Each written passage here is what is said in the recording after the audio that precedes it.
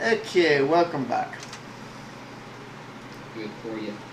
Or how long do you think it's going to be before the little thing in the middle that you open and shut a million times a day starts to split, and finally it rips up and you got two pieces? Or you take one out and It's going to take about as long as it takes for any device that incorporates that design. Yes, the hinge eventually wears out, Eric, but it takes 2 to 8 years. In some cases, 15. It just depends how much you're using it, how abusive you're being on it, so on and so forth. About the same time your laptop hinge starts to wear out and not hold the screen up, that's how long this would hold. and you get it lost, or you get it flipped backwards, and then it's a hassle. You go to flip it on, you're like, fuck, it's upside down. You gotta take it out and put it around. 2 separate screens is a horrible, horrible design. And when it comes out and it's gets put into practical use, after about 6 months to a year, you're all going to start seeing the flaws in this dual screen type device. Pulling this thing out.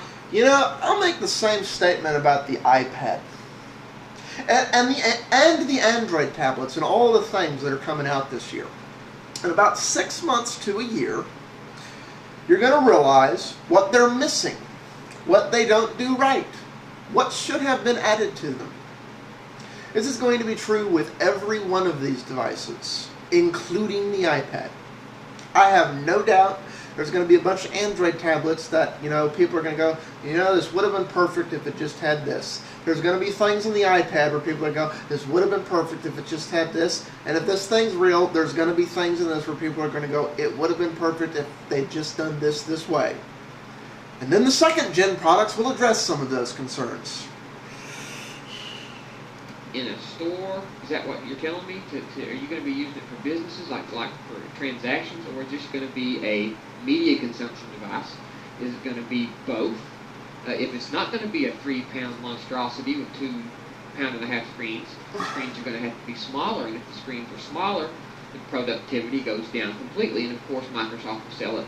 Well, since it's 2 6-inch screens, it's like having one 12-inch. I'm sure they'll put some kind of stupid spin on it like that. And I like the idea of being able to flick stuff to other screens, and handwriting. Assuming this thing's real, I think it's going to be between 8-inch and 10-inch screens. I don't think it's going to be 6-inch screens. And I haven't seen a version of this thing yet, but it wouldn't surprise me. I don't think a Gen 1 version of this thing would do this, but it wouldn't surprise me if a Gen 2 version of this thing addresses every single concern he's complaining about, which is, and it does it, by having it flip backwards like the back flip does, and when you do that, one of the screens turns off. So you have the one screen device when you want it and the 2 screens when you need it. But who knows if that's how that's going to happen. Recognition. But if you look at some of the drawing applications on the iPad, handwriting would be really, really, really well done on the iPad if Apple put the time into it. And I've heard rumors from buddies like DRB UK and stuff that Apple's working on a revolutionary stylus just for hand. Okay, on this stuff, this is a comment to artists, people who draw freehand. Unfortunately, I've broken this arm 3 times, so I don't have the fine dexterity for that anymore. But when I was doing that, I never really got used to the idea of using touchscreens and stuff for doing that. I wanted a pencil-like device, pencil or chalk-like device in my hand to be sketching, and I wanted the feel back. I wanted the capacitance that you get from feeling from pushing on the paper, because it's like, that's how you develop that skill. It's how you learn. It's those fine little details you need to be able to do that right. So that's why I have mixed feelings about the stylus. And like, for anyone who's doing fine detail artistic work like that, and not just a 10-year-old going, oh look, I can draw a smiley face, that is a must for them. And I think the 2-page device, I guess, that includes that by default,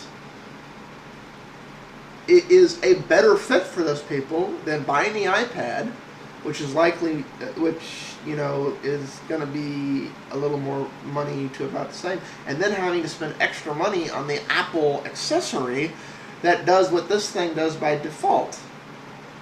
Again, it's going to depend on the support apps that come with that, but I think that type of interface makes more sense. And with the two screens, you put the stylus in whichever is your dominant hand, and you make the other screen your equivalent to the Photoshop menu, where you're saying, I want to switch to this function, I want to switch to this color, so on and so forth, and you're just going boop, boop, boop, boop, boop, boop, boop, boop. That would be a dream interface for doing that type of work, which was literally impossible on the iPad. So from people who are artists and still draw and haven't stupidly bashed up their hand, let me know what you think about that. Handwriting. For people who want to write by hand on the tablet and sign and stuff, they'll have this accessory you can buy. Like the iPad has the accessory USB adapter and the accessory SD card. People say, why don't they build these in? Well, they've I've already covered that. It's an added expense that you Apple has one pay. philosophy, the rest of the industry has another. They would have to charge you more if they added a USB port and an SD card slot in the iPad. They would have to. Okay, so this way you can choose whether or not you want to pay for it. Do you want a USB? If you need it, then you can choose to buy the adapter and have it. If you don't want it, you don't have to spend the money. At 5 to 10 times the cost. Everyday Joe don't give a shit about USB. Don't know about USB. If it's got it, they use it. If it don't, they don't. If down the line they figure out they got a camera and they need to connect it via USB, they can go on the Apple Store, buy the connector, and there you go. There's no conspiracy, so Apple could be in the connector business. That's got nothing to do with it. It has a lot with including these things inside of a device that you have to pay for. Why should we make people pay for it when we can just have an adapter for people to choose to pay for it? It's a brilliant concept. Y'all ought to think about it once. But the MS Courier is a horrible design. You should think about that for once. You should think about the difference in cost to the end user. When you pass that buck for the end user, you somewhere between double to 10 times their cost to do that thing. And if it's a significant portion of the potential user, and in the case of things like USB and HDMI built in and styluses and other things like that,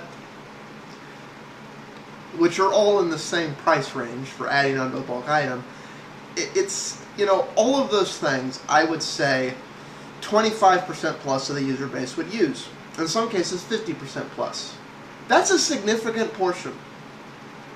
Which means if you sell 1 million units, you're asking 250,000 people to spend $5 to $20 on something that would have had an adjust on the MSRP of $1.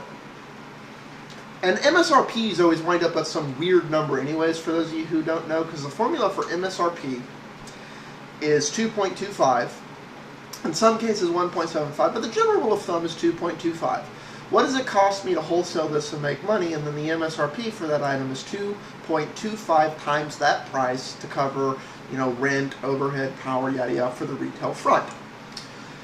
So, and this always comes out to some weird number. Like the MSRP for something would come out to be $3.82.99. So there's plenty of room for little $1 add-ons, because you always want to round it off to some 25 or 95, like $74.95 or $99.95 or an even 100 or $1 short of 100 for the pricing scheme. Which means there's already a default cushion built in for these little dollar add-ons. Manufacturing, not end user. So by not including it, you're really screwing the end user. You can use the logic, oh, we're saving them $1. Well, for anyone who needs that function, you're screwing them. And it looks like it's going to take me one more part. I'll be right back. Peace out all.